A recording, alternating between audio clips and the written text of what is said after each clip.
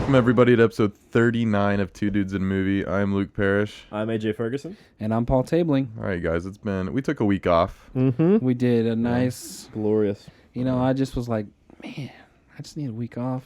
And I was like, I can't... I didn't have time to watch a 3-hour Braveheart.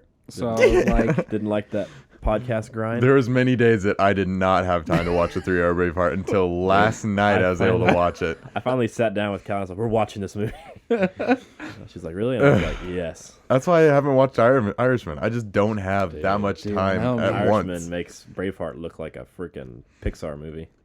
The movie's so long. What's it, 3.5?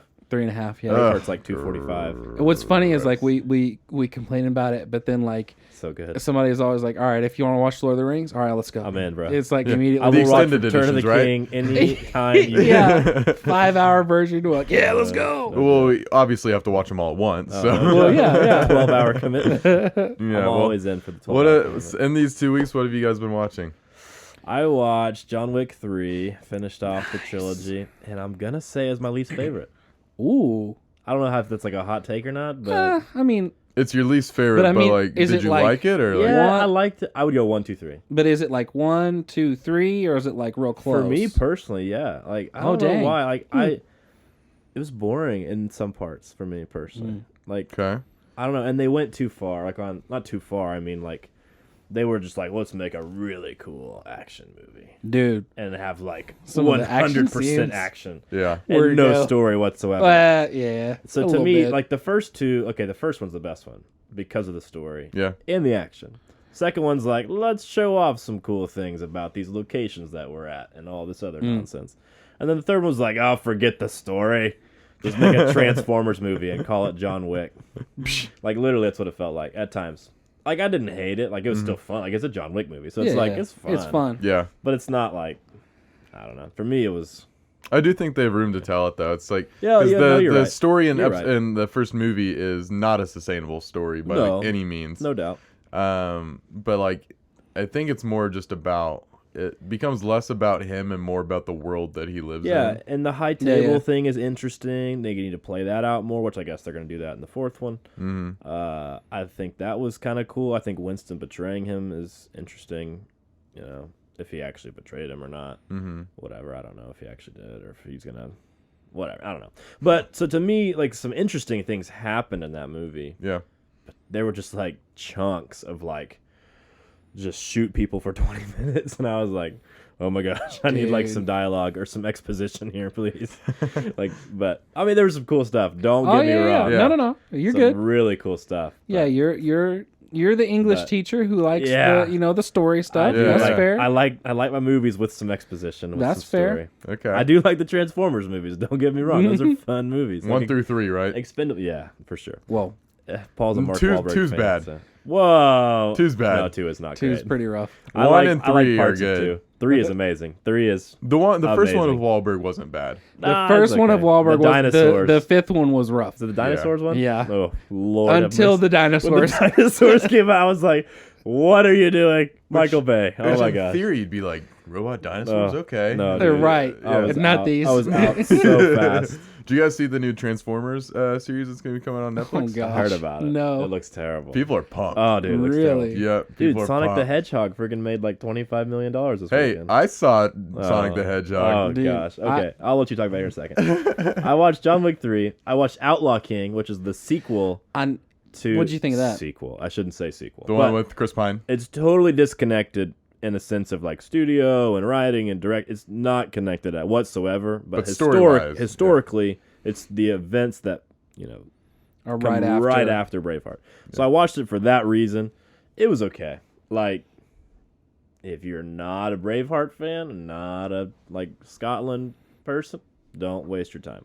No, Have you seen it? I've seen it. Yeah, It's okay. I saw it like the week it came out. It's all right. Like some cool stuff in there. There's some serious pacing issues. There's some major issues in the movie. Like, dude, So I thought it was a show. It's a movie. It's a it's movie. 1 2 hour Okay. movie. something Okay. like Yeah. that. Okay. Some really cool stuff.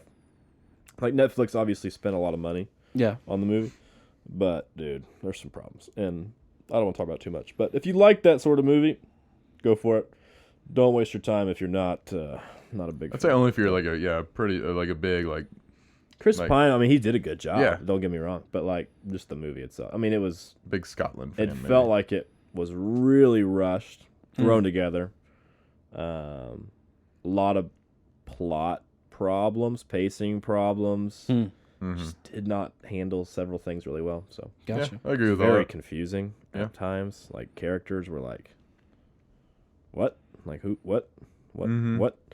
Like they did a poor job explaining things. And then I spent a lot of time this last 2 weeks watching TV. So Callie and I watched Shooter season 1. Finished season 1. It's pretty cool. Pretty good ending to season 1.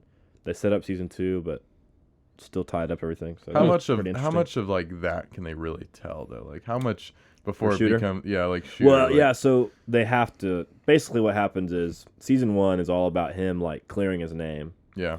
And then season 2 is like apparently going to be the conspiracy behind it, like untangling that web basically. It's kind of like, have you ever seen Prison Break? No. Well, anyway. Prison But Break, I know season what 1. it is, Season 1 Prison Break, they get out of prison. Right. Season 2 is like on the run, and they're trying to figure out who set him up and all that stuff. So it's the same idea. It's just a little bit more fleshed out. And then I've been watching Clone Wars. I finished season 5 of Clone Wars. I didn't rewatch the whole thing. Okay, I was about to ask. I Dang. fast forwarded through time and didn't watch. I just skipped it. But seasons 1 through 4, didn't watch it. I watched one arc from season 4 or season 3. I think is the Mortis arc. I forget what season it's in. Oh yeah. I watched that 3-season arc, and I Well, skipped everything else. Darth Maul isn't. Season 5 is Darth Darth Maul and all Oh. those guys. I So thought I've been he was watching. earlier than I watched that. all of season 5, and now I'm on season 6. Did you guys watch the first episode of season 7? I have not watched I season did. 7 yet, I did. but that's what I've It been was watching. good. Yeah, I've heard it's awesome, so I'm excited to watch that. I'll probably watch that next week. Is that all you watched? That's all I got. All right. So Sonic the Hedgehog. I went to the theater a couple times, and yes, I Were did your see. expectations low or high? Or I'm a big Sonic the Hedgehog fan. Dude, like yeah. I played all the games and everything, so I was excited for the movie, especially since they redesigned the character and it, was Yeah. just a sexual thing. so he was animated, right? Everything else is live action except for him. No, Yeah. Sonic is real, AJ. No, they I got a know. real Sonic the Hedgehog. Did it do the Yoda the puppet thing? No, gosh, no. Oh, No, gosh, no, no. no. No. It was no. all CGI. So it's very Garfield-esque. I didn't see it, but from the trailers, you throw in there. I but- mean, like the visuals in it are really good. This is definitely like a kids movie though. Like no doubt. There's like Jim Carrey. there's no cursing, no like oh yeah, wrong any of this. It's very much a kids movie, but I will say it's a very solid kids movie. nice. So as a kids movie, I'd give it like a 4.5 out of 5. As like Oh. as an adult going and seeing it, I gave it a 3. Yeah. Just because it's like it's a lot of yeah. kid tones and a lot of this Will you stuff own- that doesn't hit me anymore. Will you own this movie? Oh, no, I mean, It's a I'll, red boxer? like maybe one of a kid. I'll be like, "Here's Sonic the Hedgehog." Right. Like it's a good Sonic movie. Like there's no issues with it, but Is he the just, only animated character? Um, Or the bad guys animated? no Isn't Tails in it? Tails is in it. Spoiler, big spoiler alert. Tails is in it, like in the credit scene. Yeah, he pops out and sets up the sequel to the movie. But Dr. Robotnik, who's played by Jim Carrey, of course, his robots are animated, but it all looks good. And it's a fun ride. I enjoyed it. I'm a big Sonic fan, so I mean, Sure. you walk in there and there was mostly adults in the theater. Bunch Yeah. of kids, people your age who Bunch of played people Sonic when my they were age, 5 yeah, and 10. that grew up Yeah, with yeah. Sonic. That watched the show on like CW Kids Sega. on Channel Yeah. 34 and You have a stuff. And, Sega?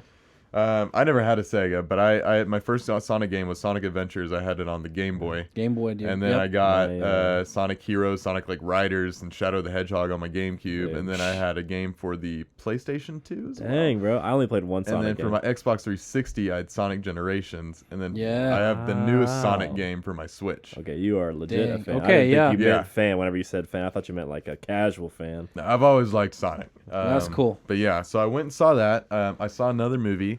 I went and saw Birds of Prey. Yeah. What'd you think? I liked it a lot. Really? It was a really fun movie. I haven't heard I've any heard- positive reviews. I haven't heard any positive reviews from anybody. I've heard a few. It was a Really? really Yeah. fun movie. It's probably behind, as far as DC movies go, it's probably my favorite. Wow. Favorite DC movie? Yep. Well, I mean, like DC of the new Extended one, Universe. Like, yeah, Like since, Justice League. So it doesn't count Joker. No, Doesn't count no, Joker. It doesn't No. count Dark Knight trilogy. What you're saying No, is this- it includes Man of Steel, Batman vs Superman, Justice Justice League. League, Wonder Aquaman, Woman, Shazam. Shazam. Yeah, this is probably my Suicide Squad. favorite of those. Gosh, this is better than Wonder Woman. I like it more. Interesting. I think it's Nice. I think it's a better put together movie. Like the biggest problem with the movie is the characters. They don't really develop them much. But other than that, the movie's a blast. Like I had a great time. I went and saw it by myself. So Nice. I was in there. I was like, it was me and like 2 other people in the theater. I was like, woo! Yeah, it made like $12 this weekend. It didn't make any money. I think a lot of that is because of the like Suicide Squad being such a dumpster Terrible. fire, Terrible. Yeah. and then obviously this Harley being involved in that movie doesn't do well. And I don't think Harley Quinn is a popular character among people that's interested in pop culture, but among the general Yeah, she's public, Yeah. not a popular character. No, she's and then not. also when you call it Birds of Prey, like right out of the gate, nobody knows what the Birds of Prey are. Right. No doubt. And so that's why they changed the name actually later on, like Well, a week later. So I heard that they didn't officially change the name. They just changed it so people could like search Yeah. for movie tickets easier. But like when it's like the actual movie title is Yeah. still the same. Birds of Prey, yeah. Interesting. And the emancipation of Yeah, Harley Quinn, whatever that it is. Harley Quinn really long Yeah. rambling title. But no, great action in the movie. Harley Quinn's funny. As Ewan McGregor plays Black Mask. Yeah, I Yeah. heard he was in there. I mean, they don't. It sucks because Black Mask is one of my favorite Batman characters, and they don't really do him justice. Is my big complaint because he's just kind of a bad guy in the movie, and I'm like, dang it, because like Black Mask is to me is so interesting. Gotcha. But yeah, I recommend the movie. I liked it a lot. Nice. I also rewatched Chernobyl on HBO this week. Yeah, All 5 episodes. that's next on my list. Dude, that's a good show. We watched it because Danielle came home one day from work and was like, "Hey Luke, have you you've seen Chernobyl, right?" I was like, "Yeah." She's like, "Well, some people at work were talking about it today." She's like, "I kind of want to watch it." And so we watched it all. It Dude, was awesome. It's a good it show. is I mean, it's just as good the second time. Professor Moriarty from the new Sherlock Holmes, the RDJ movies, and the doctor guy from Thor. Like them 2 guys, I don't know either of their names because they're also really Jared hard Harris to say. is the Moriarty. Okay, really, really good, Oh my he's a great gosh, it's a actor. fantastic show. dude. So No, good. It's been on my list. Since I got recommended it to HBO. someone at work last week, and they watched pretty much all of it in one day. I binged 3 of the episodes to catch up, and then because I watched it as it was coming out too. So it's a drama, right? Yeah. Oh yeah. But Yeah. it's like a documentary. It's Dot kind of like drama. those movies that are like these are the actual events. Like the Russian people don't want to hear let Yeah. you know. Yeah. Okay. It's It's like told like Braveheart. There's no like interviews or any like Right. like a It's like- documentary or I got anything. you. It's But it's just they're trying to stick historically just a drama. facts. Yeah. Mhm. I But got you. man, is that show good? It's very good. I got you. I also watched another movie called Before Sunrise. Okay, what's that? This was in light of Valentine's Day. So about a month ago on Reddit, there was a ask Reddit about like what are the best trilogies of all time. Obviously, everyone was saying like Dark Knight, Lord of the Rings, and all that. But then another one that's popular in there was the Before trilogy, and this is 3 movies. It's Before Sunrise, Before Sunset, and Before Dawn, something like that. But it has Ethan Hawke and Julia Delpy are the main characters, and they're 2 people, especially in this one. He's American traveling through Europe. He's there for reasons that we eventually find out later, and then she's just traveling back to France. They meet on a train, and he's like, "Hey, I'm getting off the train here. Just come spend a day with me before my plane takes off." And so they spend a whole day together and all that, and go on an adventure and whatnot.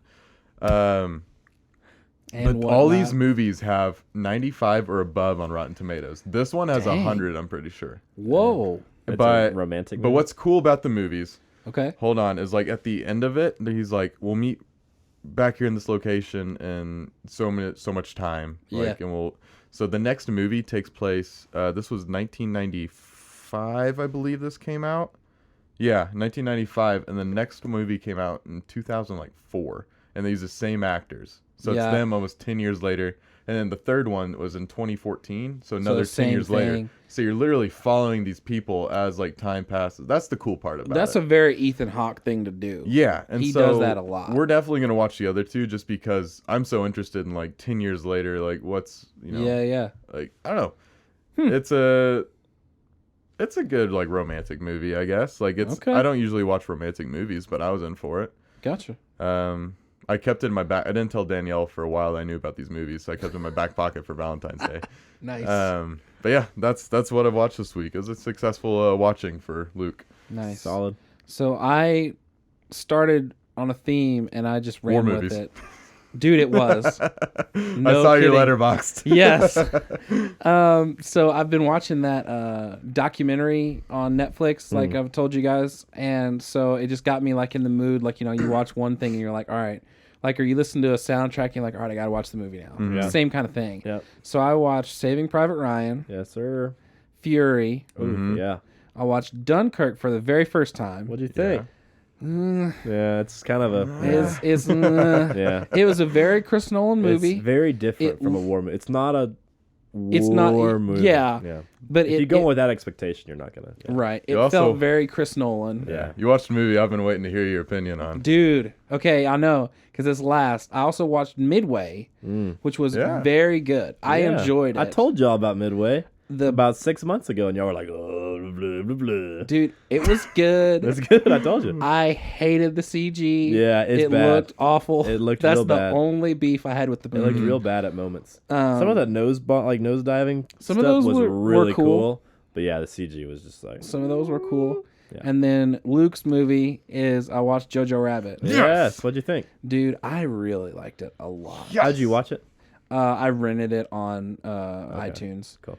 But dude, it was amazing. I really enjoyed it. It had its funny moments because I mean it's Taika, but it had its, and I think Luke mentioned this. It's got these really like you'll be laughing along, and you know kids kicking a can down the street, and then like it hits you, and you're like, Yeah, they punch you in the gut like you're a like few what, times. dude? And I mean because you know it's this. Does it ever say what town they live in? I don't think it does. That I remember. But it's a Nazi Germany. It's a town in Germany. Mm-hmm. The kids, you know, in the Hitler Youth or whatever. But his mom is hiding a Jewish girl in their attic. Mm-hmm. It felt very Anne Frank, but just by herself. And then the kid finds her, and like, Well, the kid's very pro-Nazi. and the kid is very he's like He's his been- imaginary friend is Hitler. Right. He's been kind of Brainwashed, a little yeah. bit. Yeah. But it just takes all these turns, and it ends up being really good. One of the few like very subtle things was I liked how a lot of the music were popular songs, but they were in German. Yeah. So like they did a Beatles song that was in German, a David Bowie song that was in German. I was like, that's really kind of interesting. But that's me being a musician. Yeah. It's set in the 40s, right? Oh yeah, it's like during the war. It's like at the end of the war because at the end of the movie, the Americans are coming in. Yeah. So it's at the end of World War II. So after seeing this, what do you think about Scarlett Johansson and as getting snubbed for best supporting actress? She should have won.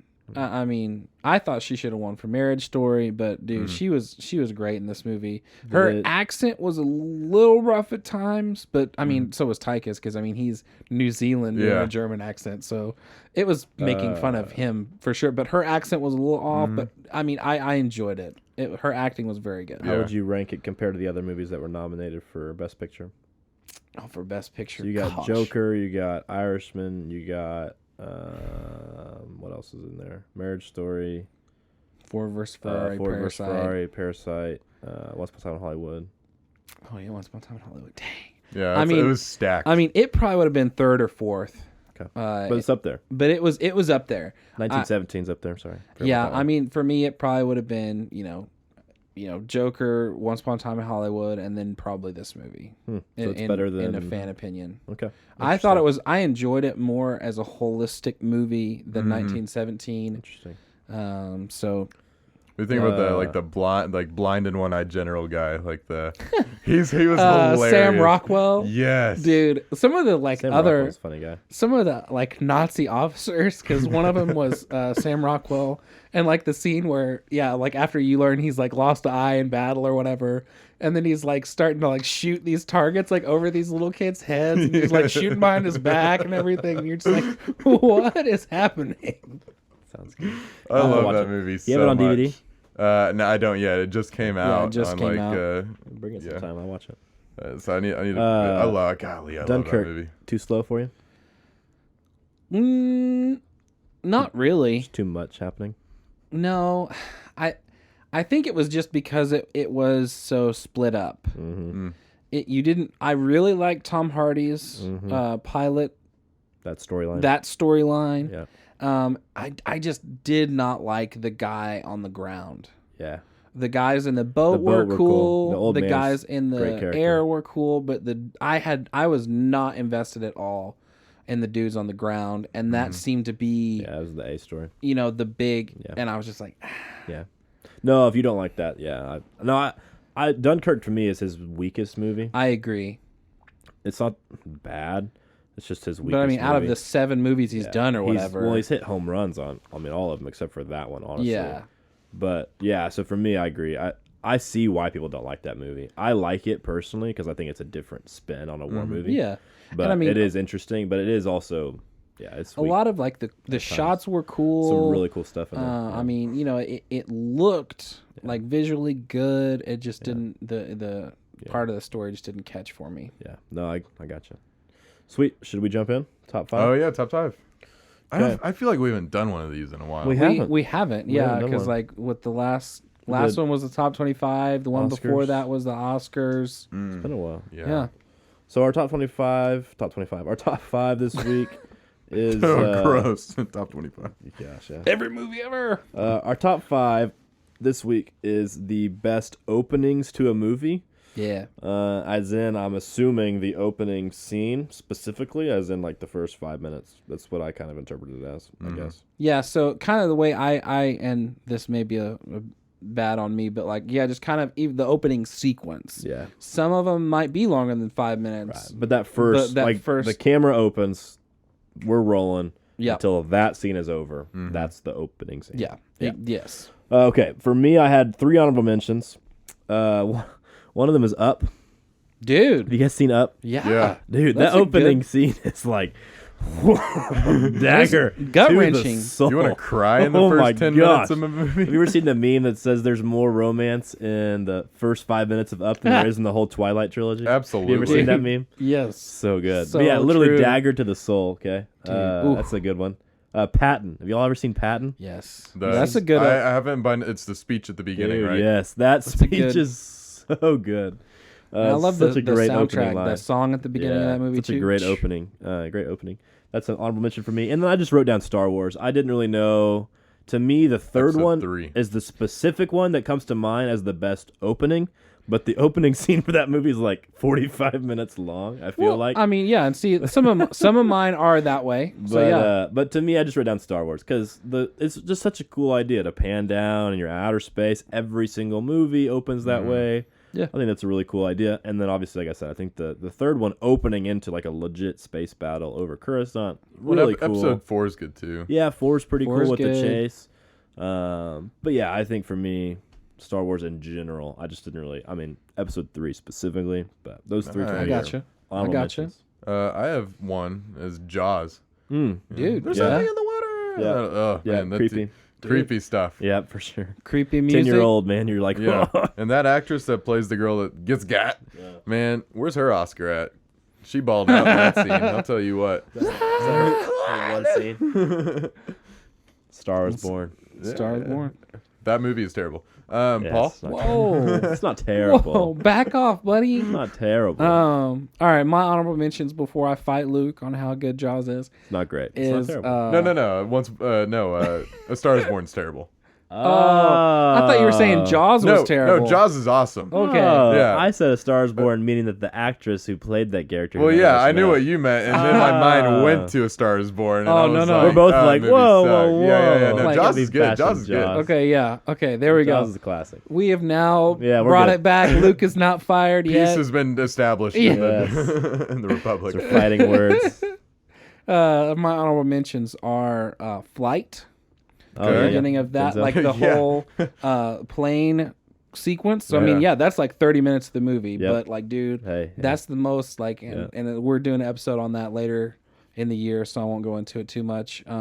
Sicario, yeah, dude, the that's a opening great of open. Sicario where Yeah. they go into the house Oh, yeah, that is with good. all the blows up. bodies and the shed blows up Yeah, and that's great. super good, super tense. And then Good one one. that I just can't not put on here is the opening of the Two Towers. Where Yes. Gandalf Yes. is falling down the Yes. thing, like fighting the fire monster. Yes. That's cool. Perfect. Yes, I forgot about that one. That makes Dude. me want to put that one on my list. That's such a good move. Slide it in Oh, there, yeah. honorable So- Well, yeah, because you hear the voices, and it's just the Yeah. mountains, right? And then it shoots into the And- mountain, and then it cuts back to like the scene we've seen before. Right from and the then it first drops one. down. Oh yeah, great opening. Okay, number 5 for me is Inglourious Bastards. Ooh, The yeah. beginning of this Yeah. movie is so good. Like, Yeah. you So talk creepy. about tension. In the house. Holy cow! Yeah, Like, dude. he switches languages back and forth. The Mhm. people are underneath there, and you can hear the creaking and like the holy cow! Like, Yeah, dude. Well, the acting by like the oh, farm guy. so the- good. Mm. Yeah, Yeah. such a great opening to a movie. One That of one the for best me is bad just- guys. Oh, Christopher too. Waltz. Christoph Waltz, yeah. so good. Yeah, Ooh. I like that movie a lot. But for me, man, that first 10 minutes, 5-10 minutes was like, oh, Yeah, dude. yeah, it's good stuff. That's some stellar. Yeah. My number 5's movie we've already hit on a little bit, but Up. Oh, nice, dude. Love Yeah. literally Yeah. just like a freaking. I feel like this is probably one of the most known openings of all Yeah, time. it's Most pretty popular. popular. That's fair. So I'm not gonna sit here and defend it. Yeah, no, it's awesome. Great choice. Yeah. That was good. Great that was good. choice. My number 5 is A Quiet Place. Ooh. Oh, I forget how that one starts. Dude, so it's Yeah. where Oh yeah. they're in the store. Yeah, in the store. and then They so go to the from bridge. there up until The they bridge. cross the bridge, and Yeah, I'm the just like, bridge. and then and that he whole- runs. Golly, the freaking tension there in Yeah. that scene. that toy going Yes, off, and yes. they're all Yes. just like, The battery. Ow. Yes. I Man, remember next now. month, man. Number dude. 2. I haven't been- stoked. Yeah, that's gonna be great. It's gonna be great. Stoked. Number Yeah. 4 for me is the Raiders of the Lost Ark. Love the opening to that movie. One Oh, of the yeah. coolest intros to a hero. yeah, Like, cause all you see is his back for a while, and his like silhouette. Mm-hmm. He, like turns around, is like, "Come on, guys, let's go." And he says some baller line. I forget what the line is, but he says not some. you don't baller see line. his face till he He shoots, shoots the guy. Uh-huh. Yeah, Shoots the guy, and then he shows off all of his knowledge about the booby traps and stuff. Yep. And the ball comes down, and he has the just chase, and the iconic. Indians Oh, yeah. guys come out, and then he gets in the airplane. I hate snake, all that stuff. Like that Oh. first 15 minutes, man, it's just That's Classic. great. gold, dude. Good stuff. My ooh, let me get this yawn out of my system. Okay, my number 4 is Star Trek.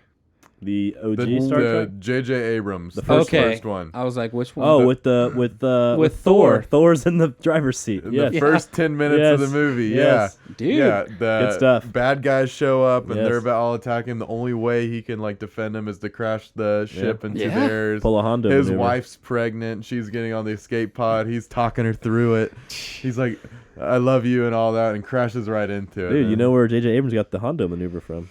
Oh my god.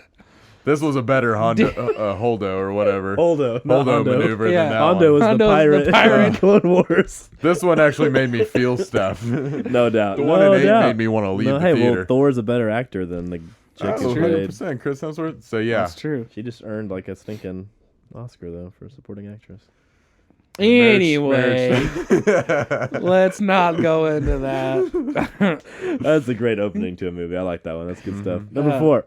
Gladiator. Yes. Love Gladiator. Dude, that Such a whole good opening movie. war scene. Oh, dude, he's like, He he grabs him by the arm. He's like, strength and honor. My Yeah. friends and I used to do that crap all the time. Strength and honor, man. Strength and honor. Is Dude, that on our schedule? So and good. I think it's it on is, there. yeah. Okay, I think it's on there. But Great like movie. the whole what we do in life echoes in eternity, like that whole Dude, that like speech. in the Or in the forest. fire with the arrows, and they shoot him Oh, into the thing, and the guy dude. comes out. He's like, ugh. Yeah, Yeah, it's so good. And he Yeah. chops again. Yeah, for sure. good Everyone good dies. scene. Stuff. Number 3 for me is the Fellowship of the Ring. Oh, Dude, okay. I like that's one of the Yeah. best intros of all time. Like They're in the Telling Shire. the whole... no. Whenever Kate Blanchett, Galadriel tells the whole history of the ring, Yeah. I could watch that on loop for days. Like literally, it's just like Peter Jackson just took so much freaking he probably took easily 100, 150 pages and was like, whoop. Yeah. Hey, it worked, and it worked really well. I like the Two Towers one a lot too, and I like the Return of the King one too with Gollum. But for me, No thanks. you don't like that one? I'll take a pass. Oh, I that love- one's a little rough. I love disgusting. well, yeah, but it's Gollum, I'll take a pass on that one. Anyway, the 1 and 2 are all the stick. Fellowship of the Ring is Dude, that's a that good one. opening is just so good. My number 3, you hit on Raiders of the Lost Ark. Oh, dude, good stuff. Nice. Yep, the silhouette, Really good. all the boulders, so iconic, cool. and him switching out the the So idol with cool. the bag Yeah. and what. Yeah, So cool. so good. Throw me the whip. Yeah. Throw me the whip. Throw me the idol. And he gets stabbed in the back. Dude, that's Doc Ock from Spider-Man 2. Really? Is that Hispanic guy in that scene? Yep. What? Hispanic guy? The guy who gets The guy who he throws the idol is the to. last guy to throws the idol to across the chasm. Yeah. That's Alfred Molina. Oh I didn't crap! know that. That's crazy. Good to know. Okay, go for it. My number 3 is The Matrix. Ooh, how so does the that one escape. open? Oh, So yeah. that whole opening Yeah, scene with yeah. Trinity Yeah, she comes running into from the that. agents. Yeah. Yep. Good stuff. Does the first bullet time where she jumps up and kicks that cop in the chest. People still do the Yep. Yep. Doing Yep. all that stuff. I got you.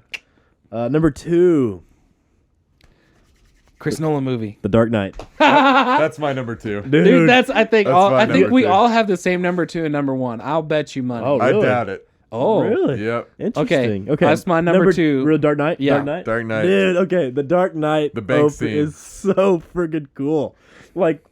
So cool. The Joker, he manipulates everybody, and he's like, oh, the boss man, he didn't want to get his hands dirty. And he's Yep. and he just kills them all. And they all kill each other. And he gets Dude, out in yeah. the bus, and the bus takes off in the middle of all the other buses.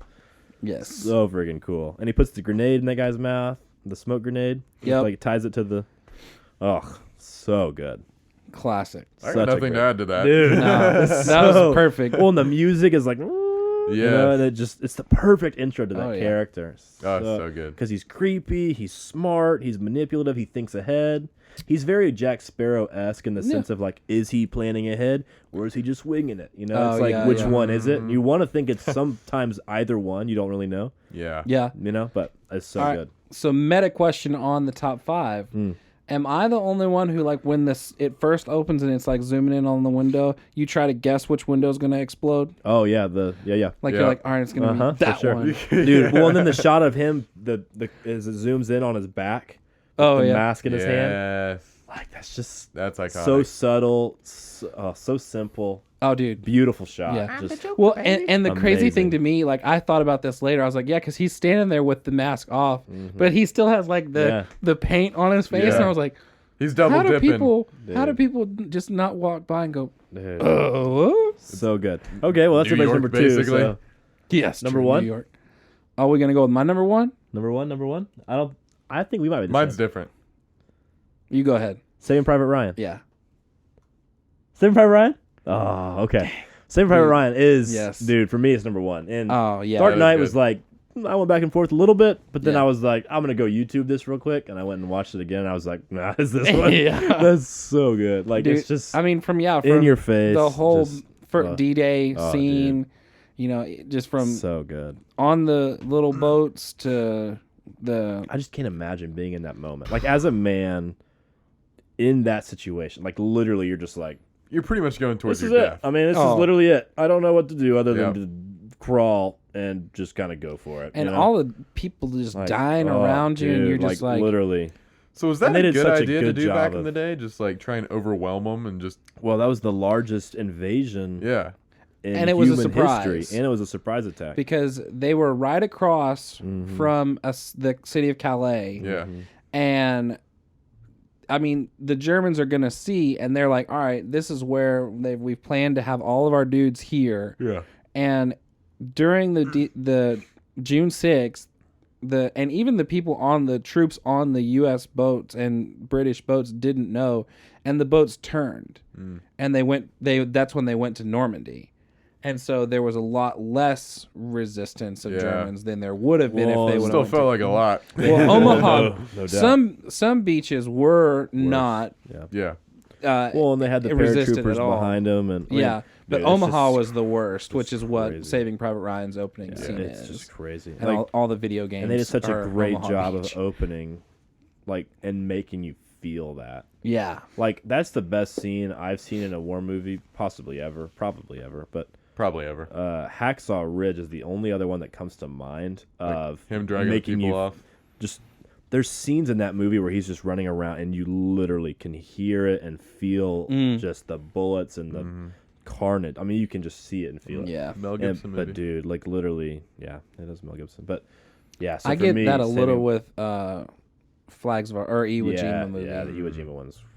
I get that a little bit. But yeah, Yeah, I no, agree. that's what I'm saying. Like they just the explosions and the people and the bullets and like everything. They just did such a great job of taking that iconic moment and and making you feel it. the anger too at the very like when no they doubt. actually got around and Yeah. like were starting to actually kill people. Yeah. They were like, and you felt that anger of like, dude, you just murdered Just killed all thousands these of people. my men. Yeah, no Dude. doubt. Good stuff. All right, Luke. Mine's one we've Star already Wars. said. Nope, Inglourious Bastards. Oh, dude. Yeah, That's a I good like one. that scene a lot. I do too. Yeah. I do too. Like, I want to say more, but yeah, we've already talked Dude, about it. yeah. Like how just intense that is, and then man. Christoph Waltz out there acting his butt off. Dude, yeah, so good. And that was the first movie a lot of people had ever seen him in. I don't think that was the first movie he ever did. that was but the like- big one for him. But yeah, that was, and so to just have this new dude on the scene, He's good. so good. Yeah, We did top 5 bad guys at one point on the show. I think that was when we did Joker. Was it? I don't remember. Whatever, But we've done it before. I feel like that guy deserves to be on there if he Yeah. wasn't on my list because I might not have seen that movie beforehand. well, he but- plays a bad guy all the time. Yeah, he too. does. But That's very true. that one specifically. He's a good bad guy. Yep. Actor. Good list, guys. That was fun. That was Yeah. quick. Good stuff. Yeah. Because we all had We all had generally the same movie. movies. Yeah. I don't think it's like when you really sit down and look at it. Like I was looking at my list of movies I just seen. Like Yeah. in general, I was sitting there like thinking about their opening scenes. It's like nah. Dude, I almost put the first Transformers on there. Whenever they're in the desert and the helicopter guy comes in and then he starts just wrecking shop all over that scene. that was a good one. cool. 'Cause that's like the first Transformer you ever see like on Yeah, and screen they're all freaking for out. anything. And yeah, that's a pretty cool scene. I almost put that one on there. That was a close one. for me. underrated movies. Transformers. Transformers One and 3. 1 and 3 underrated. Two had too many. I feel like jokes in it 3 for made me. a lot of money, and so I think 2 Yeah. is really funny. I like the only thing. FTJ. Yeah, the random dude he That meets in guy college. is so funny. I've never Yeah. seen him in anything else. I don't think. I don't think so either. But he yeah. is flipping Yeah, hilarious. no doubt it was funny, but it took a very big tonal shift Yeah. after the first no, one. no doubt, 100%. I think But that he bothered is me a lot. Funny man. Yep. FTJ. The real Fuel the jet. FNDeal.com, man. Fuel the jet. Fuel the jet. He says, "How many times can you get tased in the nuts before you can't have kids?" He's like, "Huh." He's like sitting on the Dude. that guy. And he gets shot into the desert, and he's like, "This is Vegas." Yeah, we in we're in Vegas. Oh my gosh, that's such a funny character. But yeah, I'm with you, dude. That movie is by far the worst one of those 3. Yeah. But that guy is really funny. He did his best to carry that. Is that the one that had the weird like yes, the twin. the no Oh. the like weird person transformer? Oh, the chick who Like turns the into chick the that yeah. Yeah. I was like, Yes, she's What? all that's up in, extremely weird. And That then was weird. The 2 like twin The Transformers who were motorcycles? like really small. Oh They yeah. like talk. Oh like- no, the little ones. Oh, I didn't like those guys either. Yeah. They were so annoying. Freaking. I love the Simmons guy. I think that's his name. Oh, yeah, He's- And then him and Sector 7. yeah, Sector 7. Him and the crazy roommate guy get in the car at the end. Yeah. That's my favorite Yeah. scene. And the homie's like, "One man, alone." He's like, "You're not alone. I'm sitting right here next to you." He's like, "One man." He just like keeps repeating himself. Yeah. That's such a good scene. But yeah, dude, no doubt. Everyone's trying to get Stanley yelling at in that movie. Dude. Take the cube. How many times can Optimus Prime die? Like, let's be honest. It's at least 7. Hey, he's the hero of Cybertron. Dude, he's been resurrected like so many times. Yeah, they need to stop. Bumblebee's the man. Did you see Bumblebee movie? I haven't seen Bumblebee Did you the see it? movie. None of us No, saw it. thanks. I want to. It I want looks to. Terrible. Oh, it Everyone looks says so it's the bad. best out of all of them. Dude, What? There is no chance. Yeah. if He I can't even see talk. John Cena in a trailer, Oh, hey, that's I'm pretty much, and Facts. he's about to ruin the last Fast Furious Fast 9. movie that's facts. for me because I'm like, oh You're not a boy, John Cena guy? no, Get John not Cena. at all. Not even. So are you a Rock fan? Because he kind of comes from the same vein. Yeah, but Rock's like an actor though. Like he's like a He was good. he was a wrestler. but he's a first. good actor. Like John He's Cena's done- like, I'm John Cena. I would say, yeah, some of the Rock's early movies were real bad, Oh yeah. joke. but like him he, and he has Scorpion King? progressed well. Yeah. Dude, he's but I funny. wouldn't say he's one of my favorite actors or anything like No. that. He's like the highest paid actor in Hollywood right now. You know? Really? I'm dead serious. Oh, he was in everything like He a year or makes two ago. so much money. He did like Rampage. He was doing. Oh, that skyscraper movie. Yeah. He got paid a fortune. Fast and Oh, Furious yeah. movies. He got Jumanji. He's the face of that Baywatch. franchise. And Baywatch, dude. I'm right. telling you, He is in He's like everything right he's now. hot stuff right Dang. now. I'm telling you, the last 2 or 3 years, he's been making Yeah. a bunch of money. Him and Kevin Hart. Kevin Hart. Kevin Hart is. They were in a movie Y'all need to together, watch too. Jumanji too. That They were in movie- Well, that yeah, they've spy been like movie. 2 or 3 movies Dude, together. Central Intelligence Central was Have you pretty seen funny. Central Yeah, Intelligence? yeah. I love that one. That's good stuff. We are way off topic. I do like Central Intelligence. Yeah, That's let's good stuff. talk about the movie we watched. Yeah, Paul, give us the info, All right, so this week we watched Braveheart. sir. The old William Wallace. This was AJ's pick, right? Friggin' This was a pick of This is old Adge. my number 3 movie of all time. People, Yep. I'm a big fan. All right, so this synopsis is, I don't really, but it was a short one, so whatever.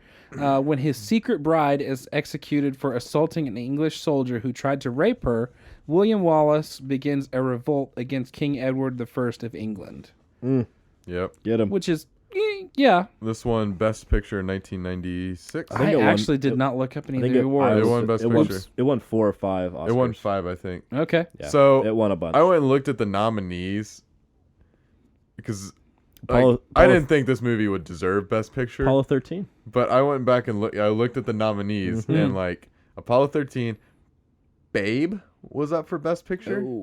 It was just a very weak year. Hey, Apollo 13 is a Bes- great movie. Apollo besides 13 is Apollo good. 13, yeah, but like I'm just saying its competition wasn't like Was nearly not like all that. Yeah. It wasn't this year. yeah. Well, I mean, 2018. Like, Yeah, it didn't have to go up against like Shape of the Water or anything. Like The Green Book or 2017, 2018. La La bro. Land. Come on, or no, Moonlight won that year. Moonlight. Babe. Oh my Whoosh. soul. Yeah, I was Hey, like, Apollo 13 is solid.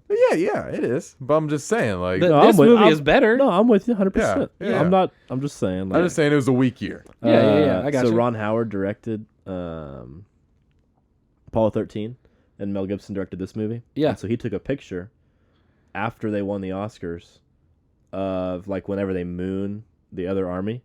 And Oh, he yeah. said, Oh, yeah. and he made a trophy and he said "Best Moonshot 1995" and sent it to Ron Howard. And it was a picture of all the Scottish. Oh, wow. But That's funny. it's pretty good. But yeah, it won 4 or 5 Oscars. that Okay. year. Does there not how much money it made?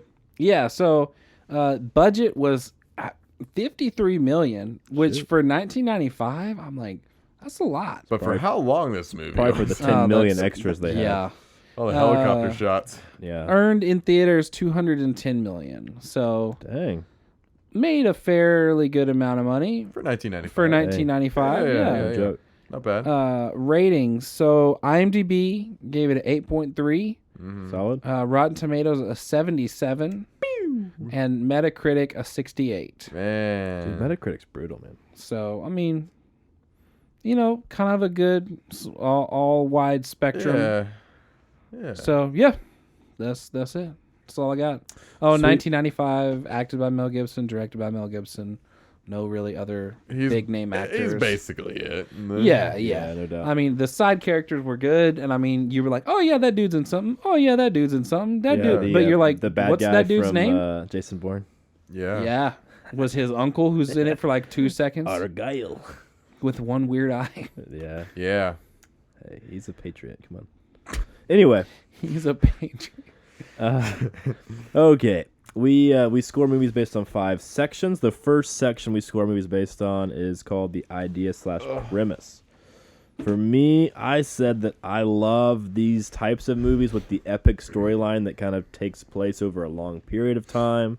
that kind of follows one central hero. So for me, that was interesting. This is kind of viewed as that side, like sort of movie, as an epic, Forrest Gump style, longer movie. One main character kind of through a long period of time, growing more and more heroic throughout the movie. I love history movies. I love the true story aspect of this movie. William Wallace was a real person. Scotland did earn their independence from Great Britain during this time period. Yep. Largely because of William Wallace's influence. So I think that's really, really And cool his kilt. and really interesting. And his lack of underwear. Everyone's lack of underwear. That was the winning. Yeah, at one point we were watching it, and I was like, what would you feel like if you were charging into battle with no underwear on? And I was like, Freedom. Freedom. yeah. I was like, no comment. And then I love the setup. I love sometimes movies, they take too much time and they spend a long, unnecessary, shots and scenes and whatever on the backstory. For me, I thought the backstory in this movie, at least personally, I thought it helped the main character, helped the setup of the plot. England, specifically the king, and the scene whenever he hangs all of the Scottish nobles in that barn. And William Wallace is like 10 years old or whatever. Yeah. Like that scene is important, obviously, for later on in the story. His dad dying is obviously important. So I think all of those backstory pieces, like at times they feel like, man, there's just too much information. But they all pan out in the end. They all pay off. So for me, I like the setup. I think it's very interesting. Yeah. And it's worth it. Like some movies don't need to do that.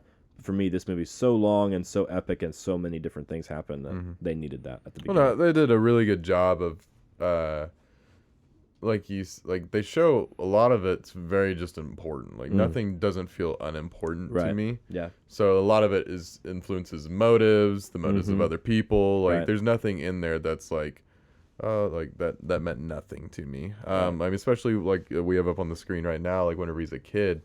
I mean, all that means something, and I enjoyed that. Like legitimately, I haven't seen the opening where he's a kid that often. Yeah. This is the first time I've ever seen it. Every time I watch this movie on jump in later. it was on TV. Yeah. This part had already ended. Like I'd seen like all him getting married and like courting what's her name and stuff. But for some reason I almost feel like the television networks like skip this part. Yeah, they might. Just because it's honestly. such a long movie. Yeah, they might. But what'd you give that section? I gave it a 9. Again, it's like a history movie. It's a true story history movie. It's like it's not cliche because it's a real event and it actually happened. But I couldn't give it a 10 out of 10 because it's like, it's not an original idea, I guess. Yeah. So for me, a 9 was as high as I could go.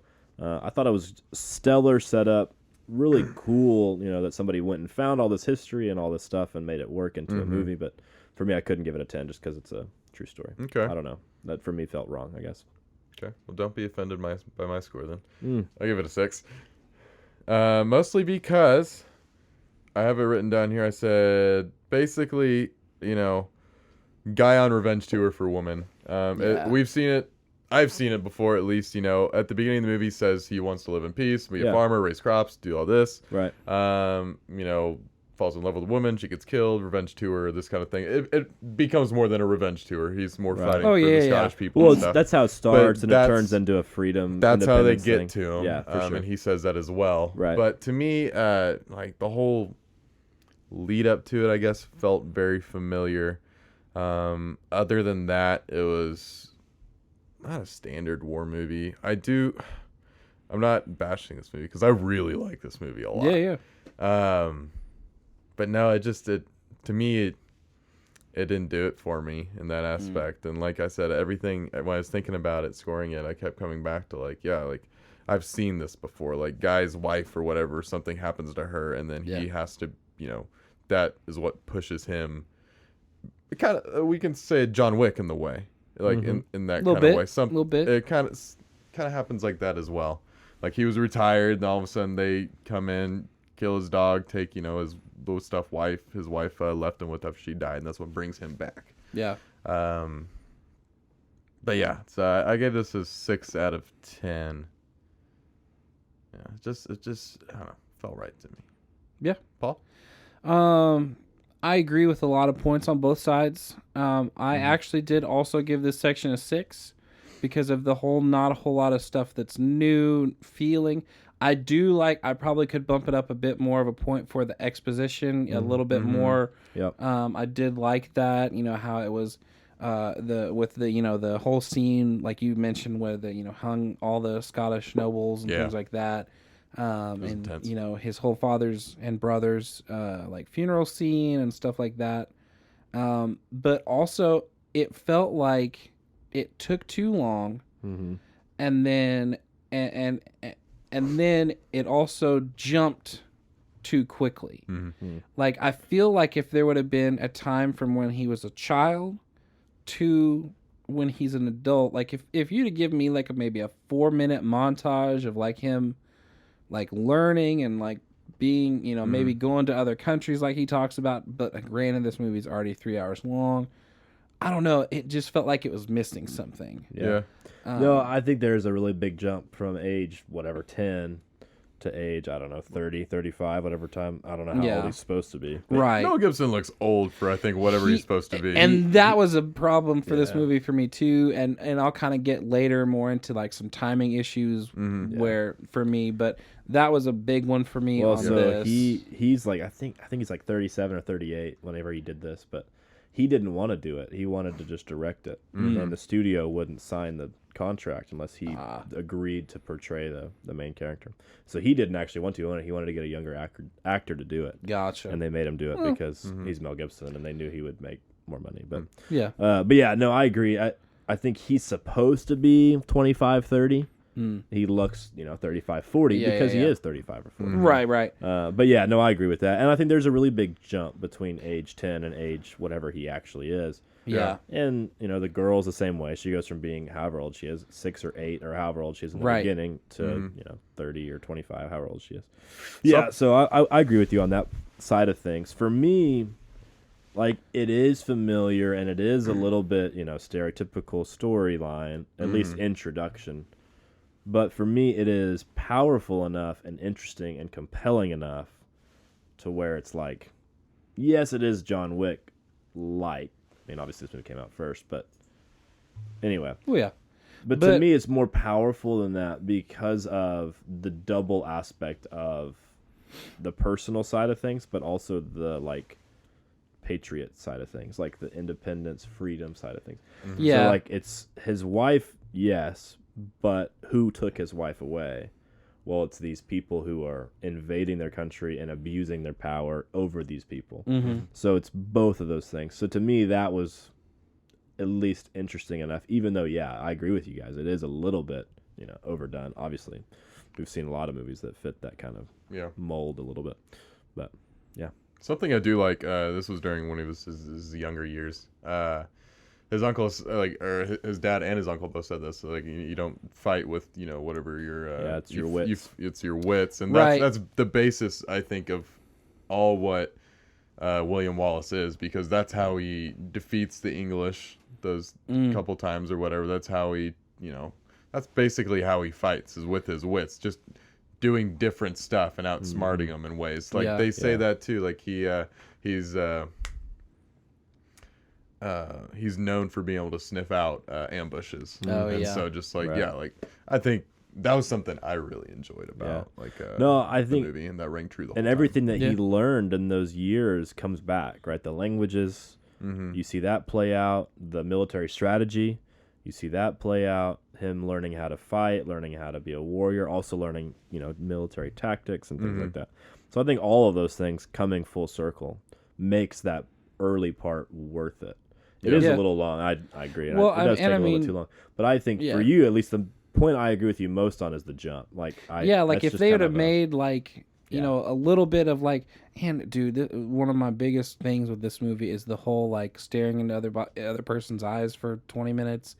If you cut that down, that's in my notes, and then add this whole, like I said, this little montage, of a couple of minutes of him growing up and training to fight or learning these tactics, then we get there. Maybe it makes a bit more sense to me. Yeah. No, I feel that. The first half of the movie, there was a lot of shots of just like they were probably way too long, like of them looking at each other, and that I kind of jumped the gun a little bit. That's more of a plot thing than we'll get there, but I agree. Yeah.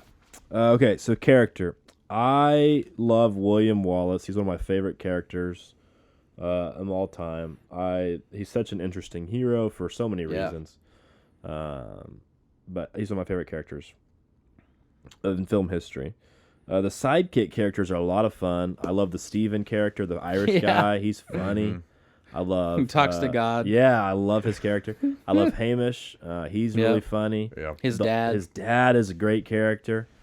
I love all three of those guys. I think the villain is really compelling, really interesting.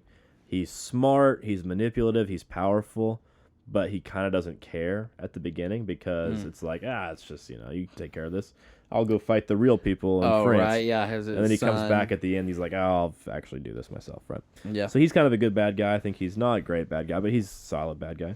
I actually like the girls in this movie a lot. I think they're both interesting for different reasons. Yeah. The romantic development for both of them are interesting for different reasons. And then I really like the Bruce, Robert the Bruce. His character is really interesting to me. He's kind of annoying, low-key.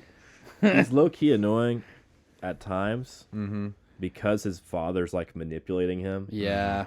But he's such a good character because he wants to do the right thing, but his political side of him and his judgment won't allow him Makes to. him feel like he can't. And he can't, but his heart wants to do the right thing, and he wants to be a patriot, and he wants to be heroic, and he wants to be a leader, but he can't because that would ruin his chance of being king, potentially die, ruin his family line of all these kings, whatever. Yeah. So I liked his character a lot. So for me, I gave character a 10 out of 10, mostly honestly because William Wallace is like, but the other characters for me are all really compelling, interesting characters. There is quite a bit of development, I think, for several of them individually, specifically the Bruce and William. But some of the side characters are kind of flat. But I think that's more just because they fill that role that they are in. They don't necessarily they each kind of have like a role. Right. Like you've got the funny guy, you've got the best friend who's like, tough as nails. Yeah. Then you got the love interest. Crazy. Yeah. So I think for me, characters a 10 out of 10. I give the character a 7 out of 10. Let's see. So Robert the Bruce is my favorite character in the movie. Mm-hmm. Oh dang! For me. He was the character I was most interested in, like his decisions and everything. Yeah. Especially his character development too. And I think my favorite scene in the entire movie is after William Wallace realizes that Robert's like betrayed him after like battle. After the battle, after William like chases him down and then tackles him. Takes his helmet off and he realizes who it is. Darn near kills him. Yeah, like that's my favorite scene in the entire movie. So his character development is really strong for me. Yeah. William for me he's an awesome character for sure. He's so cool. But he's a lot of the same throughout the whole time. No, you're right. Like you never see him really reach a peak for me. He's kind of like from the start he is peak William Wallace the whole time, just like outsmarting people. A great leader, great battler the whole way through. So he didn't do as much for me. See, for me, character-wise. No, I agree. And I agree, like, he's a great character. As soon as Mel Gibson shows up in the movie, the dude dominates the movie. Like, he just controls everything. Oh, for sure, yeah. For me, what's interesting about him, I'm not going to say he develops very much because, like you said, he's William Wallace the whole time. Mm-hmm. There's different sides of him, though, and that, to me, adds dimension to his character.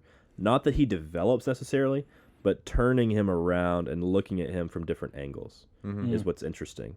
Because at the beginning, he wants to be peaceful, right? He wants to raise a family, and he wants to fall in love with this girl. That gets taken away from him. So then he just wants revenge, right? And it's just pure anger and revenge. And then that leads to the third side of him, which is hey, we can actually fight back. We can actually win our country back. We can actually have the thing we've wanted for all these years. Freedom, right? And so for me, it's not necessarily development. I agree with you on that. But for me, the dimension there of twisting and looking at him from all those sides, that is what interests me specifically. Okay, yeah. I guess if that makes sense. I think I love his charisma in it, and just the way he acts. No doubt. Whenever the Scottish guys and the English guys meet in the middle for the first time, and William Wallace is coming around, just like circling them, just and riding stuff. them. Yeah. That part's hilarious to me. But I think yeah, Where he says, "I'm gonna go pick a fight." yeah. Yeah, and he rides up to the guy and he's like, he tells him all the terms for surrender and Yeah. The tributes that they gave him are really, really good. But yeah, I think William's a great character. I just don't. He didn't develop much for me. Yeah. And I like the Bruce's character a lot because you know you see some really like life-changing stuff happen to him. for sure. And then lastly, I'll point out, like you said, the female characters. What's her name? Muran? Muran. Yeah, and then I can't remember the princess's name. I don't didn't know her name either. I'd forgotten his actual wife's name because Muran, yeah. some of the accents were just a little too thick for me to actually catch what they were saying. Princess Isabella. Muran. But Princess Isabella was awesome. I loved her a lot. She's interesting. Really interesting, yeah. She's another one. She didn't really have character development because she kind of came in and saw them for who they were and then was pretty much trying to help William the entire time. But no, side character-wise, I think it's pretty much narrowed down to the Bruce and then the female characters, Muran. Gotta roll the R. William, Gotta roll the Seamus, R. and Steven. Steven was great. He was the comic comedic relief. What does he say? The island's mine or my island? Yeah, it's my island. Yeah. I love whenever he looks at him and says, "The Almighty says that I can get out of here. You know, I'll make it." And he says, "But you're effed." Yeah. And William Wallace is like, "Okay." Well, I love that when That's he so first good. comes onto the scene and he's snuck in and he like looks like, "All right, Father, I'll tell him." And they're all like, what? This guy's crazy. It's like, yeah, you're literally a crazy person. Are you talking to the Almighty or your dad up in the tree? Yeah. Yeah, he's great. Paul? So I gave this section a 9. Nice. I agree with all the points and the few I've already said. I love AJ kind of said it a little bit better way, but my way of saying it was his principles. Yeah, no doubt. And he stuck to them, and I like a good character with good principles. No doubt. I'm trying to think of. I love when he kills that guy without saying anything at the very beginning. The guy who killed his wife. Oh yeah, well, and I mean they just He literally just walks up and goes. Takes care of business. Like I Stomped love on that that about town. him. Yeah, well, I love that about him. Like he doesn't care. Like literally, I got nothing to say to you people. You just deserve this, and here you go. I think my one beef with William was how he's got this wife he's loved ever since he's a kid, and this again maybe more of a plot thing, but whatever. He then obviously she's dead, so it's not cheating or anything. But then he like makes it with the princess, and I'm just like, wait, Yeah. What? So what's interesting? Yeah, no, I feel that too, and. There's a lot of time that's not filled in. There's a really big time gap that they don't explain. Right, and I said, that's why I think it may be more of a plot thing, but it just felt weird, and I tie it more to a principle thing because of how much he loved this woman, and he's got like the little scarf handkerchief thing that she gave him the whole time, and I'm just like, man, like I don't know, I just feel I don't know, I've I don't know why I've thought about it, but like if my wife ever died, I don't think I could ever move on. Right. You know what I mean? Like, no doubt. I feel that too. Like for me, I think he always loved his wife. Yeah. Like obviously, like he holds on to her like marriage cloth. What's the last thing that he sees at the end? Right. Yeah. Exactly. So like that's always there, but like. The princess was different in some kind of way. I don't know, but yeah, I think there's a lot of time in between that's not. Right. Because I forget the date that they tell us at the very beginning of the movie. It's like 1290 or 1280 or something like that. And 12 something. That was the other beat. I was like, okay, why did you tell me the year at the beginning but never give me another year? Yeah. It never tells you. Should we jump into plot? Yeah, we can. Yeah, I mean we're there. Or do you have any more points? No. That was my last one. Okay. Yeah. So. Scotland earned their freedom in like 1312 or 1313, I think is what he says at the very end of the movie. Obviously, William Wallace is dead at that point. William Wallace died in 1304, 05, 06, somewhere in there. I forget exactly. I did a lot of research after the movie.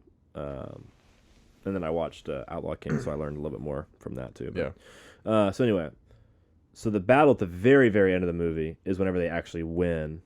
And they earn their freedom. That's the last battle in Outlaw King. It's the same battle. Yeah. and that happens in 1313 or whatever year. Okay. Is that, like, that's the same battle at the end of Outlaw King? That's whenever where they're he- like covering themselves in mud and Yeah. stuff like that? Yeah. I mean, Those it's battles look completely different. No, I know, but it's the same. I know It's I know supposed what to be you the mean. same battle where Yeah. the Bruce leads the Scottish people to Yeah. victory and earns them their independence. But anyway, that happens years after Wallace is killed. Mm. But there's a time gap in between Wallace being killed with the princess and all that Yeah, stuff yeah. happening, and then what actually happens with his wife before that. Right. Because the Scottish War for independence is like 15 or 20 years long. Okay. So there's a long time gap. And historically, there's no actual evidence that he had like a thing with the princess. That's like That was a a Hollywood movie thing. thing. Yeah. Yeah. So I don't Has know to if be that's... love interest. I mean, there might be. I have no idea. But Well, yeah. historically, there's no evidence for it. Gotcha. But yeah. Anyway, plot. So, okay. I said the plot is really simple, but still compelling. Like... It is extremely simple in the sense of these people are angry at these people and they have to fight for their freedom. If they win, they get it, and if they lose, they don't. Basically, right? Yeah. That's what it is. But for me, it was really compelling to see him convince the Scottish people to join him and then to watch them one by one betray him and Oh, that sucks. fall away, right? And it's so painful. And then the second kind of wave of the movie is whenever he's like, well, screw you guys, and he kills them. That was awesome. Yeah. And then he comes back with a new army, right? And he's going to try to do this all over again. Mm-hmm. Yeah. And then the Bruce betrays him, God, And that that's just sucked like- as well. right?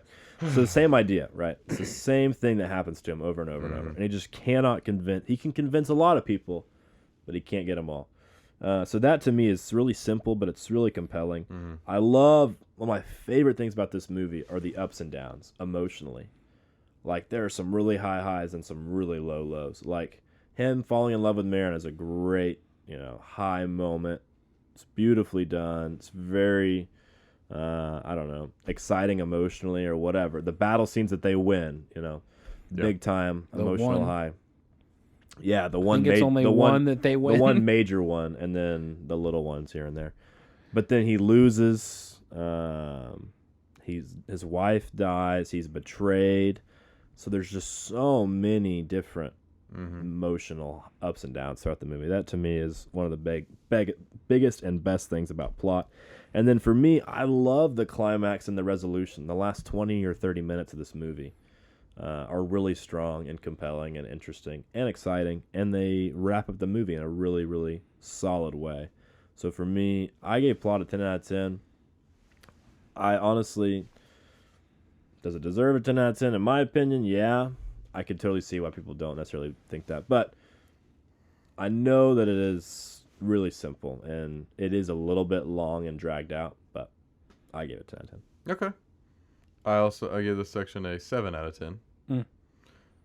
So my notes were, I thought it was a strong plot. I liked it a lot. Like you said, all the highs were high and the lows were low. You felt... Yeah. You felt the feelings that he was feeling, like especially when he gets betrayed by Robert the Bruce, and you see him, the pain in his eyes, like he just doesn't know what to do. You could see, like, it's almost like just like the will just kind of left him, which obviously doesn't take place because then he just goes on like a killing spree of the nobles and then continues on his journey. So I really loved all those moments. The part that suffered for me, and I think this just comes with the territory a little bit because there's so much to tell here, is I think they could have done a better job of it, but all the time skips, and there's no they don't give you any so the one we've mentioned is his time from a kid with his uncle to an adult, where we see him back then. That's the biggest time jump. Yeah. And then I think even then they give you more exposition there than they do in some other moments, because you figured out he traveled, he learned some languages, he's this, he's cultured now. The other stuff, the stuff that doesn't get filled in is like, how the heck is he still in love with this girl? The only interaction you see them have is her give him the flower. At the beginning. You're like, all of a sudden he's in love with her for the rest of his life. Which I'm sure there's other stuff that happened. They probably grew up more, and saw each other occasionally or something like that. And how he immediately found her at the party where you assume he's come back for the first time. You're like, yeah, you assume it's been like 20-something years. She's the prettiest girl in town, so it's got to be her. Right? Dude, come on. But no, I think you're right. And I think there is a background there that's not really exposed at all. It's not really talked about. But I think they have a history together. They grew up together, obviously, in that small town. And I don't think her giving the flower was their first experience of, talking to each other or whatever. Like, no random person gives another random person a flower for no random reason, right? So to me, there was a relationship there, a pre-existing relationship there. Not that they necessarily were in love at age 8 or whatever they were, but like. Well, that's the thing. There's a lot of assuming that has to take place. Yeah. But if you're a 10-year-old boy who loses everything. And the girl is, this cute little girl, and she gives you a flower, and you've been friends with her forever, and she's the only girl that you really know, and you go live with your uncle and travel all these places and do all these things, and she's the only thing that's, holding you back to your home, makes sense, at least, that, you would think about her a lot, and, potentially... Yeah. Like her a lot. A 30-year-old guy thinking about this little girl that's the last time you've seen her. I mean... Yikes. But also, I think the dating, stuff happens real quick. Yes, but, it needs to. You got to get the story going. We talked about it. It's a 2-hour, 50-minute movie. So, But, yeah, I think, to me, that's my biggest issue with the time lapses. They go on, 2 dates or 3 dates. He's like, let's get married. Right. Yeah. But, I mean, I understand why they do that. I mean, but it's not just that either. After the guys try and rape her and stuff, and then they capture her, and he goes to the meadows. All of a sudden, he shows back up he has this master plan. After what you're supposed to, I guess, it feels like he just turned around. And he has this master plan, and everyone else is on it, is in on it. Which I'm sure it's been a couple days or something. Right. There's been some scheming, and then even whenever the King of England. He's fine, then all of a sudden he's sick, the next day. There's stuff that could have been fixed by, a simple, lower third saying, June 13th, 1268. Or I mean, just say, Or, 2 days year, later. or just do, a year, and then, say, summer, fall, next year, something I agree, 100%. There's simple stuff they could have done that would have fixed this confusion. Because, Danielle watched this movie with me. This was her first time watching it, and she was like, "So all of a sudden he's sick, or all of a sudden this happened, this is happening quick." And I was like, "Well, it'd be there's been a time skip. They didn't explain anything, or they didn't do this." Right. Yeah. So, well, I mean, no, I agree with you. Don't get me wrong. I think that the jumps could be handled better. The battle thing that you're talking about with the villagers. At first, none of them want to fight. They're all just hiding and watching. And then once he starts to win and actually kill some of them, that's when a couple of them come out. And that's when a couple more of them come out. And then a bunch of them come out all at once. I don't necessarily think that was planned. I think that was just kind of the villagers were mad. And they had been mad for a long time, obviously, for a lot of reasons. And that just kind of all boiled over into that scene.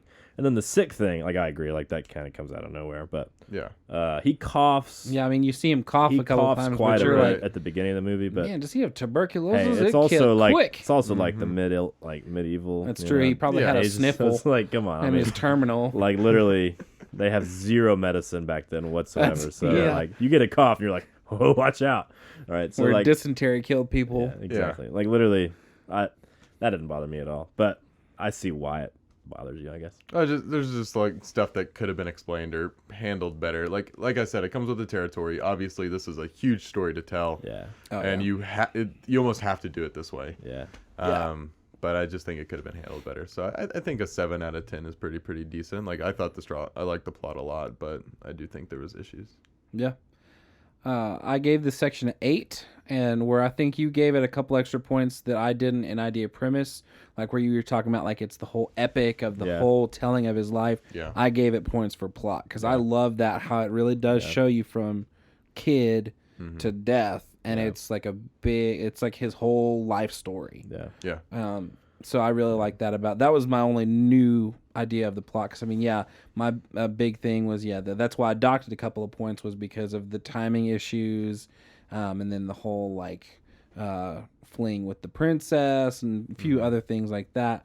But I mean, everything else I loved. Yeah. I thought it was great plot. Okay, our fourth section is conflict, tension, and urgency. I gave this section a 9 out of 10, mostly because of the conflict, honestly. The tension was solid in moments. There were definitely scenes of really great tension.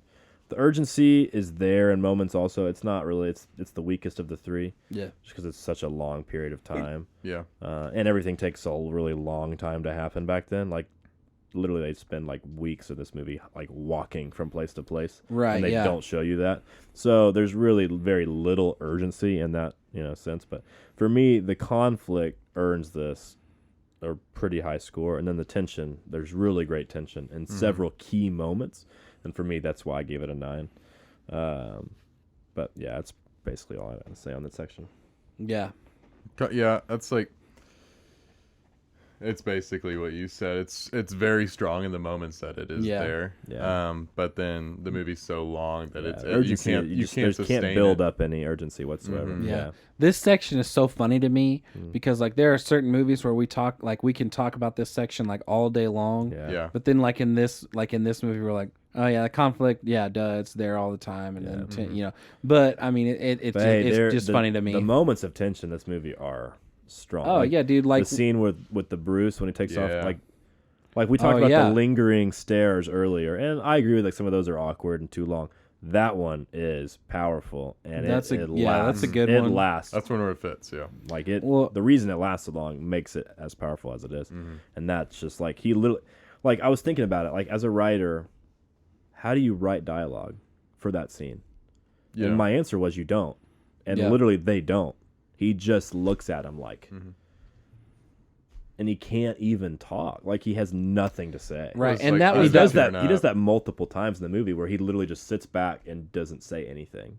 And I was like, to me, that was pretty powerful multiple times to see that, because like at some moments in life, there's just nothing to say because you know what I'm saying. Like all you can do is. Yeah, and like, that's fair because I mean, like that was a lot of like the good acting to show the Bruce's fear and then William's betrayal. You know, I mean, then the Bruce was it's cutting back and forth. Yeah, yeah. And you look at the Bruce and he's starting to realize how much this has hurt him. Yeah, and then he starts feeling guilty and sad and it just goes back and forth, and they're both feeling the same emotion in different ways, obviously. And then obviously he helps him to get on the horse and saves his life and gets him out of there. Yeah. But, so to me, arrow that's... in his chest. Yeah. Yeah. true. Would you score it? 6. 6. I gave it a 7. For, again, same kind of things. I don't really feel like there was any urgency. Were there any real moments of urgency? I mean, for me, the urgency comes in the battle sequences, obviously. And then getting in and out of places. So, like... whenever they're in York, I think, and he finds out from the letter from the princess that the British are coming and they're going to trap them and they have to get out of the castle and go back to Scotland real fast. Okay. Yeah. Well, even when they're trying to get his wife. Like they get his wife. Oh, yeah. That's a fair point. Trying to get her out of there and stuff. I mean, I got you. There's moments. Yeah, I just overall, couldn't think of any. There's not great urgency throughout, but I think there's moments of it. Okay, cinematic elements is the last section, and for us, cinematic elements are acting, directing, cinematography, writing, stunts, music, stuff like that. So, for me, I said really, really great acting. Mel Gibson, I think, won Best Actor this year. I'm pretty sure. Possibly. I think he did, but anyway, he killed it in this movie. A lot of the side characters are great characters. They do a great job, but he specifically, for me, stands out. Cinematography is really cool. For it being in the 90s, there were some awkward cuts and some awkward things here and there for sure. Like some of the fades were Nicolas Cage one. Weird. Seriously? Yep, for Leaving Las Vegas. Are you serious? There's no way. I don't believe you. He's lying. Yeah. 1996, Nicolas Cage for Leaving Las Vegas. That's 95. Well, 95 was Tom Hanks for Forrest Gump. But this movie was in the 1996 Oscars. That's when the Oscars took place. Nice. I looked it up earlier when I was looking at Best Picture. Anyway, wow, that's Oscars getting it wrong since 1996. Oscars getting it wrong since the Oscars began. Let's just say that. Anyway, dude, if I went back and made a list of all the major like Oscar like snubs. Dude. Take forever. It would take a long time. Anyway, the cinematography was really cool. Like, I appreciated it more. Obviously, I haven't seen this movie in a long time. Yeah. And so I appreciate it more because of the show we've been doing. Yeah, there were some awkward cuts, some awkward shots, some awkward things here and there just because of the time and whatever in the 90s and stuff. But I thought there was some really cool stuff in there. I said the battle scenes were really cool for the limited amount of technology and things they were using. Just the sheer number of people and horses and animals and all different kinds of things. But the stunts were really cool. They had several different really cool things that they did. Specifically, the scene where he jumps out of the castle kind of into the water with the horse. You know what I'm talking about? Yeah. Dude. Yeah. I noticed that scene as well. You didn't like that scene? No, not at all. I It hated looked that scene. awful. It was god awful. The camera I mean, work was okay. bad. The horse was obviously fake. It was a compelling scene. Dude. Yes, As compelling. a movie, but Technically, cinematically, yeah. no. Okay. Well, anyway, this movie also has one of my favorite film scores of all It's a time. good I love score. the bagpipe and all Oh the my gosh, I was like so different- hyped every time they did different that. music. Yeah. Dude, yeah. Really good It's stuff. a good score. So, go ahead. All right, Luke. I gave this section a 2. 6. Oh, dang. So this is my like I've given a 6 a few times throughout Like this. 4 times. But this is to me this is the weakest section. Mm-hmm. Yeah. Acting was good, like you said, Oh, but I think prop wise they were kind of lacking. Occasionally a sword looked a little too floppy to me. Like there's a scene at the very beginning of the movie where like soldiers clash and the sword goes like whoosh. I was like, what is going on? And then the fake horse that was floating as soon as it hit the water and wasn't moving at all. That was not good. There were some hard cuts in this movie that were A lot jarring of hard as cuts. crap. Like Yeah. so it'd be like a quiet somber scene, or not somber, but just quieter scene. All of a sudden they cut to like something burning. You're just like, dear God, like what's going on? Yeah. They did that a few times. So I don't know. Did this win for like sound mixing or anything or sound editing? I sure hope not. Like I said, I didn't look it up. I should have. Like I said, this one I included in cinematic elements, but like the use of like time cards or time codes on the screen for the time jumps could have helped. Oh, yeah. And then I thought, camera wise, I think some of the shots, like you said, were way too long. I get what they were like trying to do with the battle scenes. So the battles in this were great. Don't get me wrong. Yeah. But there was a lot of times where the armies are running at each other, and you're like, golly, how much? That was a long way to run. Checking Yeah. your clock, and these guys are on horses, and you're like, that doesn't look very far. So Yeah. I think that's some of that suffered, and then like you said, the looking into each other's eyes. Was this his first movie to direct? I feel like I agree with you on a lot of these points, but I also feel like some of these are chalked up to this is his first movie Yeah. that he did. But I don't disagree with you. Sorry, I didn't mean to interrupt there. Keep No, going. you're good. So yeah, some of the shots were long. Like they would stare at each other. You're like, I get the point, but they keep staring. They did a lot of wide shots, which don't get me wrong, were beautiful Were cool, in yeah. a lot of instances. But sometimes I didn't think they helped. Like there was a couple scenes when they were in at a court or something, and the shot was like really wide, and it didn't look correct to me. So I gave it a 6. Like I said, it's probably, if I had to say, it's the weakest section of the movie. Yeah. But again, it's 1995. You got Right, with you that gotta- aspect. Yeah. So I mean, I don't want to dock them too hard, but Right. yeah. I'm kind of the middle ground. I probably should bump it up one just for the acting because he really did do a good job of acting. So I'll give this section. I actually have it as a 7 for a lot of those same things that Luke said. Yeah. Even though, like I said, I probably should bump it up to an 8 because the acting was great, the score was great.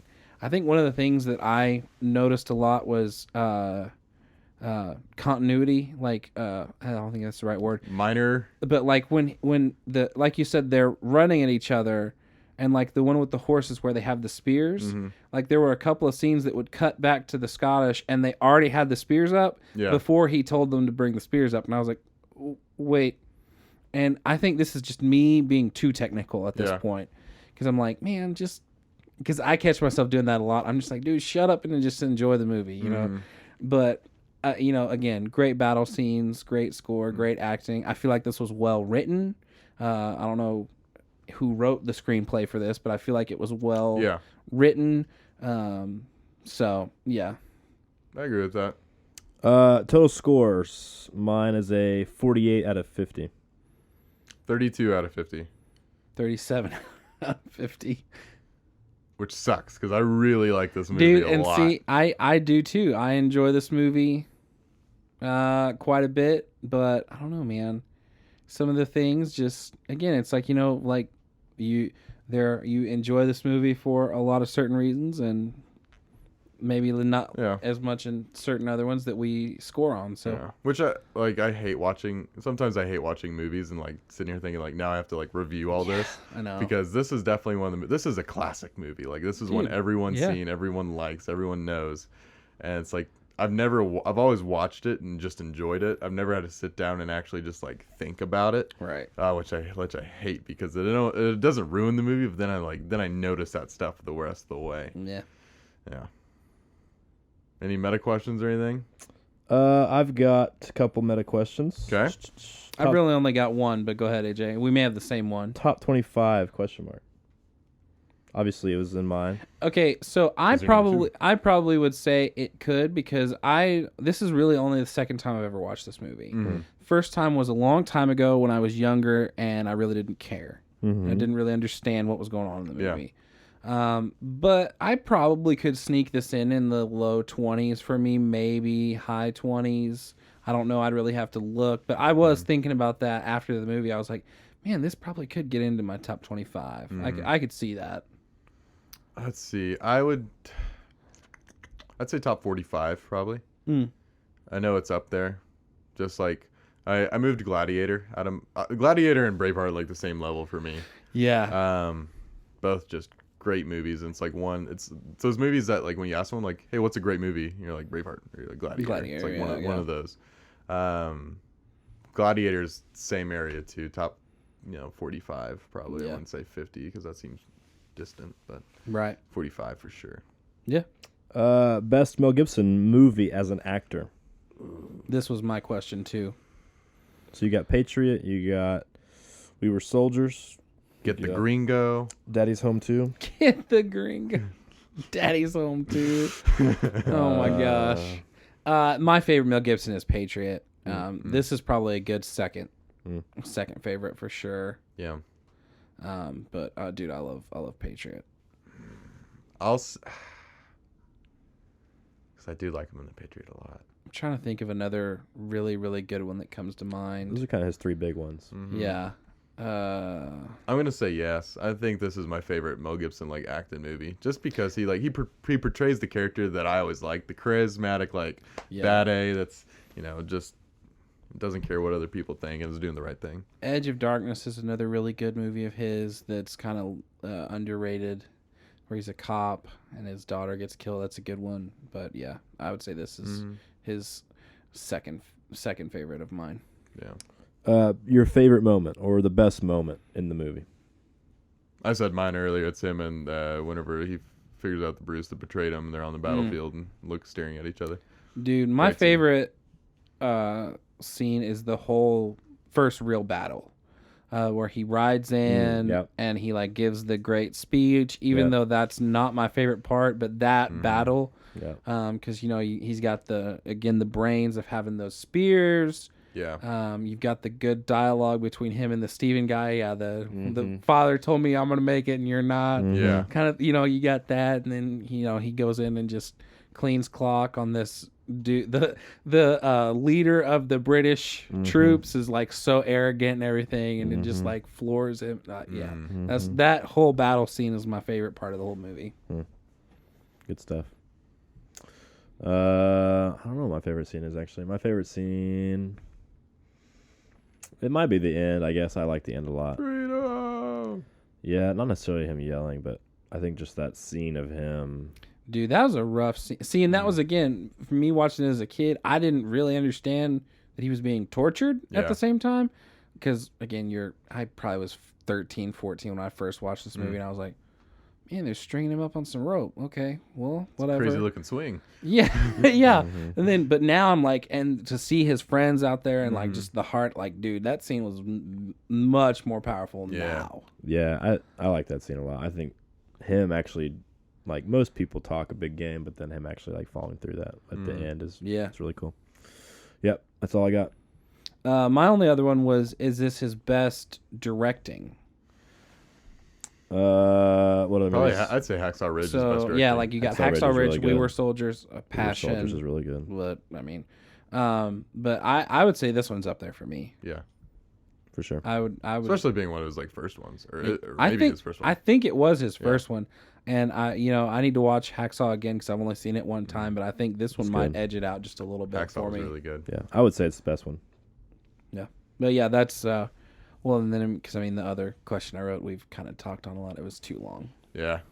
I feel like this movie could have been maybe 30 minutes less. I don't know exactly what I would cut out other than like the scenes of like when they're staring into each other's eyes a little too long, except for the one we discussed, which actually was very powerful. Mm-hmm. But like I probably could have, if this movie would have been 2.5 hours long, I don't know. If you really got down to it, you probably could. Like some of the stuff with the English people, and then maybe his love interest stuff with the French princess girl. I feel like a lot of the stuff with Longshanks and his kid were really poor, in my opinion. Because in the end, what did his son really contribute to anything? Right. Yeah. So I don't know. Yeah, I get it. But yeah, that's all the questions I got. Nice. Is that it for Braveheart? That was a solid pick this week. That was a fun watch. Dude, it was. I feel like we kind of dookied on AJ again a little bit, and one of these days we're gonna have a pick that we all score 50s we on. dookied on AJ's. Boondock Saints as well. Dude, I know. Hey, I even did. So yeah, I think I give that like a 28. Yeah, it's fair, dude. You gave Braveheart a 32. So. Watch when we review Dark Knight or Dark Knight Rises, and we're gonna give it like 30s, and AJ's gonna give it a 50. We could literally review your number one movie of all time, and you'd give it a 35. Me? Probably.